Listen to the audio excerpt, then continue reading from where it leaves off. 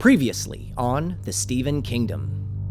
Here I find myself, a lowly belly, devoid of all sustenance, nutrition, or satisfaction, tortured by empty offers of ice cream, spare ribs, and ham bone stew, dragged relentlessly through the great state of Maine, unlocking the secrets of Carrie. But mark my words, Belly will feast now, or Belly will dine in hell!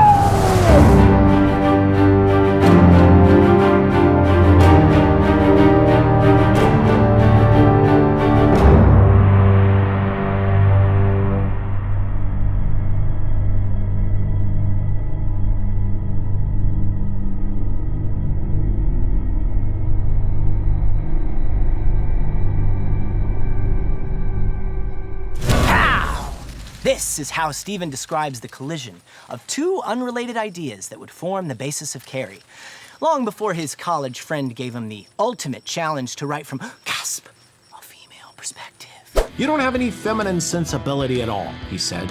I told him I could if I wanted to, but he didn't think so.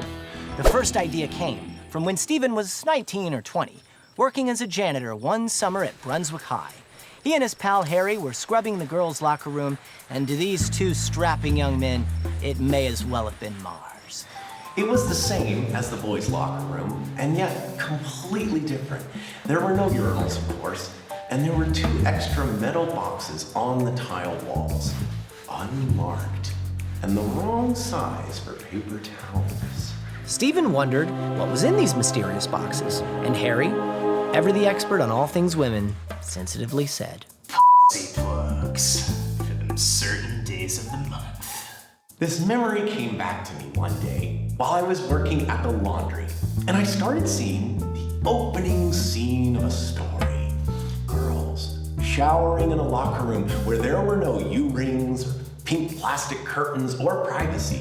And this one girl starts to have her period, only she doesn't know what it is, and the other girls, grossed out, horrified, amused, start pelting her with sanitary napkins, or with tampons, which Harry had called puss. Yeah, we know what Harry called them. No, pal, yet.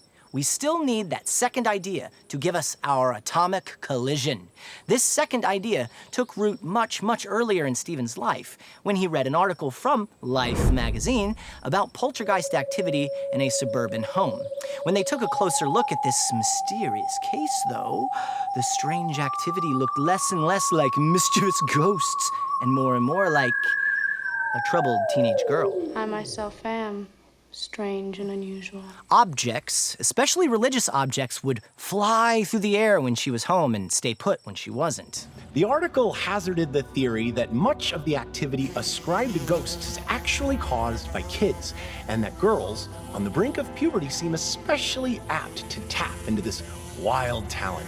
The idea seemed to be that there was a great force within them, accessible only at this time of life. Flash forward from high school to the fall of 1972, when Stephen and his family are struggling to make ends meet, and King desperately has to think of a monster. I thought it would make a good story, maybe worth as much as $500, and started to write it. Working in the laundry room of our little trailer. In those days, I couldn't get away from washing machines, it seemed. Turn it off! Oh God! And typing the first draft single-spaced and with extra narrow margins, as I always did. Paper cost money, and we had none to waste on extra sheets for first drafts. This wild talent, this great force within, is known as telekinesis, close kin to telepathy, which anyone who has communicated with aliens is all too familiar with.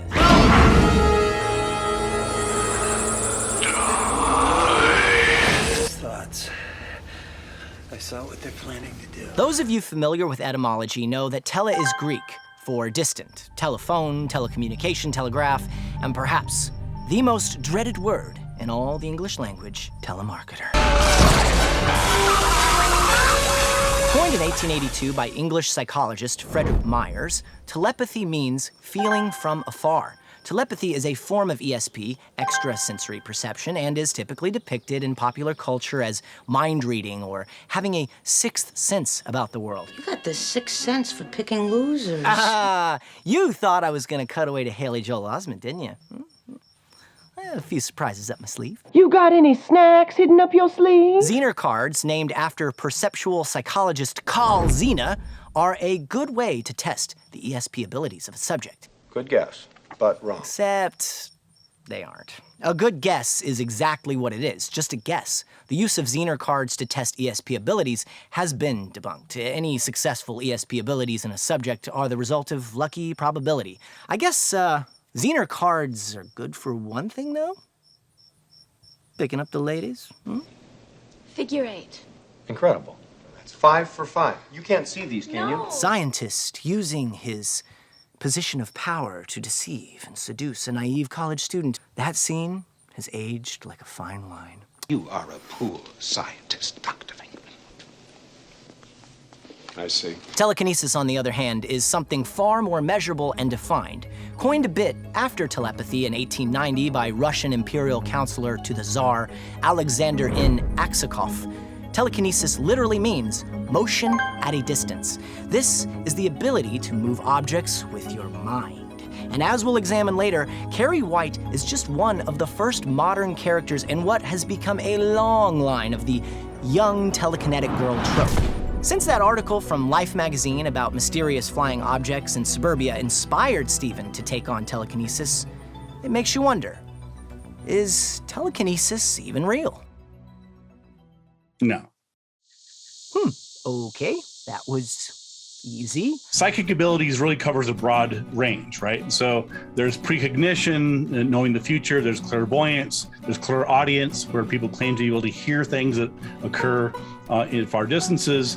There's a version of what was called remote viewing, where people claim to see, like literally see or imagine in their minds something that's going on across the country, around the world, things like that. But psychokinesis is sort of unusual in that it's more demonstrable, right? I mean, either a person can make, a candle fly in the air, or they can't. We're talking about ostensibly things that can be videotaped and verifiably seen. Part of the reason that many people believe in psychic abilities is they assume, and this is something that Stephen King plays on in Carrie, that there is some underlying physiological basis for it. Right, and so in King's case, in Carrie, we're told that there is a PK gene. There's some sort of genetic abnormality or mutation, what have you, that allows her to express this. And by the same token, you hear people talk about how, well, some people have psychic ability because they use more than 10% of their brain, which is not true. Let's just debunk that now. People use virtually all their brains, just not at one time. Let's say the average person uses 10% of their brain. How much do you use? 1.5%. The rest is clogged with malted hops and bong resin. But because that belief is so common, people say, well, it makes sense, right? Like, why is this person psychic and I'm not? Well, I'm only using 10% or 15% of my brain, and this person has somehow harnessed that untapped 90%, which isn't really true, and sort of brings that to it. That's one interesting thing that King does in Carrie, is that he doesn't just say this magically happened. He gives a somewhat plausible, to many people, physiological basis for it. So you have the onset of menarche and menstruation, and she's going through changes, and of course it's an awkward time for everybody, not just Carrie, and it's something that we can all relate to. The template that King creates in Carrie is universal. Right? Somebody who's picked on, somebody who wants to get back at their tormentors but can't because they're just awkward and they don't have the ability. But if they only had some sort of ability in their minds to make up for their lack of charisma and athleticism to get back, somehow that would even the playing field. There is this big gulf between how Hollywood portrays pretty much everything supernatural, paranormal, and how ordinary people experience them. In Carrie, we're seeing, undeniably amazing, jaw-dropping, scary-ass psychokinesis of epic proportions. Psychokinesis? You mean how Carrie got even at the prom? In real life, when you talk to people, even people who are hardcore psychic believers and psi researchers, they will tell you that, of course, that the sorts of effects they're finding are very, very small. I've heard people say, well, if scientists just admitted the truth, then their careers would be destroyed. No, that's not how science works. If scientists knew for a fact that ghosts existed or psychic power existed, they'd win a Nobel Prize if they could prove it. This is not something that scientists are afraid of, or skeptics are trying to debunk and disprove and make sure that no one knows about it. We want to see the evidence for it. So there we are, a mysterious girls' locker room and mysterious, potentially supernatural suburban activity. Two unrelated ideas separated by years in young Stephen's life, kick-started by a challenge from a college friend. Pow! But those are only the seeds of the plot of Carrie. Where, oh where, did Carrie herself come from?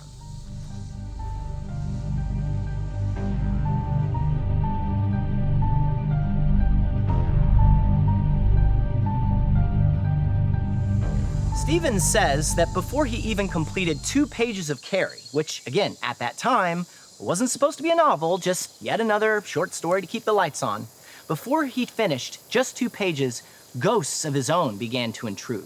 The ghosts of 2 girls, both dead, who eventually combined to become Carrie White. For the sake of anonymity, he called them Tina White and Sandra Irving. To Stephen, each girl inspired a different aspect of Carrie White, and both were what he called unfortunates in life. I know the feeling. Oh, hello, little girl. What's your name? What do you think my name is?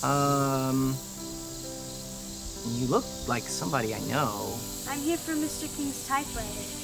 The typewriter you took, conjured from that untouchable place. Both real and shapeless. Both magical and dangerous. Called the imagination. Now you're at a pig farm, so quite the fall from grace, huh? What is there to say about Tina White?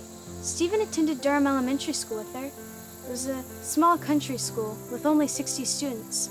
But when you're Tina, pudgy and quiet Tina, it doesn't matter if it's 60 students, or 600, or 6. The bullying still hurts just the same. Of Tina, Stephen somberly recalls. There is a goat in every class, the kid who is always left without a chair in musical chairs, the one who always winds up wearing the kick me hard sign, the one who stands at the end of the pecking order. This was Tina, not because she was stupid, she wasn't, and not because her family was peculiar, it was, but because she wore the same clothes to school every day. I can still see that outfit. I don't even need to close my eyes. Then Tina changed. It was after Christmas one year, and she came back to school with a whole new outfit on.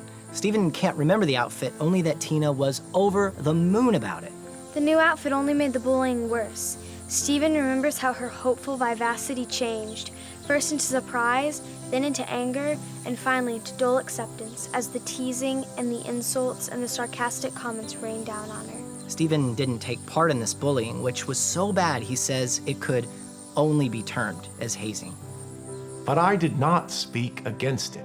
Hell, I was only 14 years old. It's hard to stand up when you're 14. Roses are red, violets are blue, sugar is sweet, but Carrie White eats poo. Oh, great, Chris Hargensen. What are you 2 scumbag crackheads doing on Daddy's farm? I thought your father was a lawyer. Hey, shut up, plug. It's hard time. Okay, all right, I'm trying to keep this family friendly, and I got you and Stephen's friend Harry fouling everything up. Oh, hello. I didn't know you were making a movie. Well, it's you two, but we're kind of in the middle of something here. So. I want to be in it. I want to be in it! Daddy says I'm just as good as ScarJo. Heck, I'm better than ScarJo. We're all middle school girls like this. Enough of them to make my life a living hell. I want to do the other girl. Huh? The ghosts of 2 girls, both dead, who eventually combined to become Carrie White. She talked about one girl, and I want to do the other. Knock yourself out, Chris. Woohoo, one sec.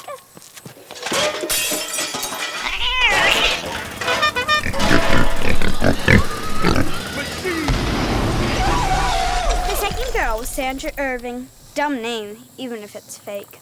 She lived less than 2 miles from the little house where Stephen grew up.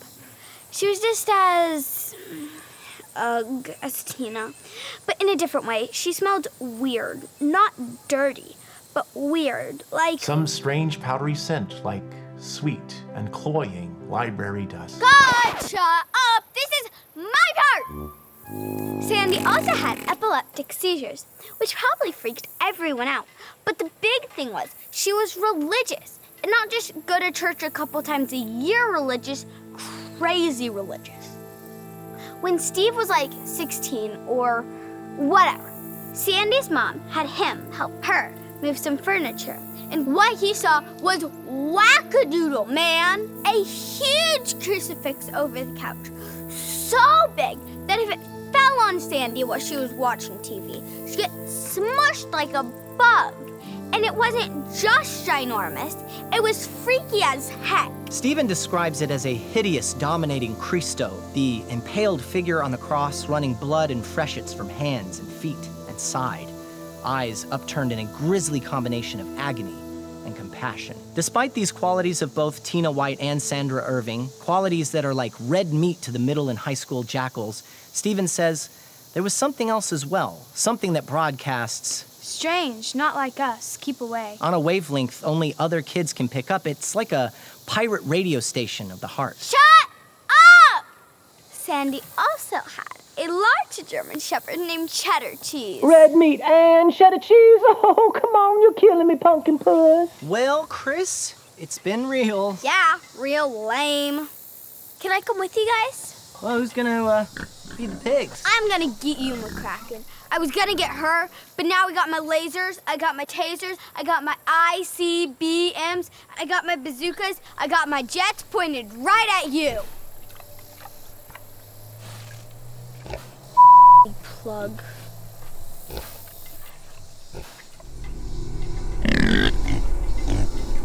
Pig's blood for the plug pig. Stephen laments that neither girl had Carrie White's telekinetic powers, her wild talent. No, Tina White and Sandra Irving were just ordinary girls made to feel like outcasts by other girls who thought they were weird or different, unusual. And it's sad to know that it didn't end well for either girl. Tina hung herself in her cellar, and Sandra died from one of her epileptic seizures in her small apartment. Neither saw the age of 30. These were the ghosts which kept trying to come between me and what I was writing, kept insisting that I combine them somehow into a story that would tell what could have happened if there really was such a thing as telekinetic energy. And for all I know, there may be. What could have happened if the world was as fair to young girls as it is hard. In short, they wanted me to write a novel. Sort of neat they can live on in Stephen's first book. Yeah, and one of the nice things is he's way more concerned with what Carrie's like on the inside, her thoughts and feelings, things that we as readers can identify with on some level. And physical characteristics, clothes, he doesn't really bother with that kind of stuff very much. He says if he wants descriptions of clothes, he could always get a J. Crew catalog. He'd rather the reader supply the faces. If I tell you that Carrie White is a high school outcast with a bad complexion and a fashion victim wardrobe, I think you can do the rest, can't you? I don't need to give you a pimple by pimple, skirt by skirt rundown. We all remember one or more high school losers after all. If I describe mine, it freezes out yours, and I lose a little bit of the bond of understanding I want to forge between us. Description begins in the writer's imagination, but should finish in the reader's. I have to go. Oh, okay. Where are you gonna go? Just be sure to watch out for Chris. Oh, she's just a harmless girl. I got nothing to worry about. Have you even read Carrie? Just take care. Chamberlain can be a very dangerous place. I mean, come on now, Sugar Plum. We're standing in front of a literal field of corn. You know, Belly,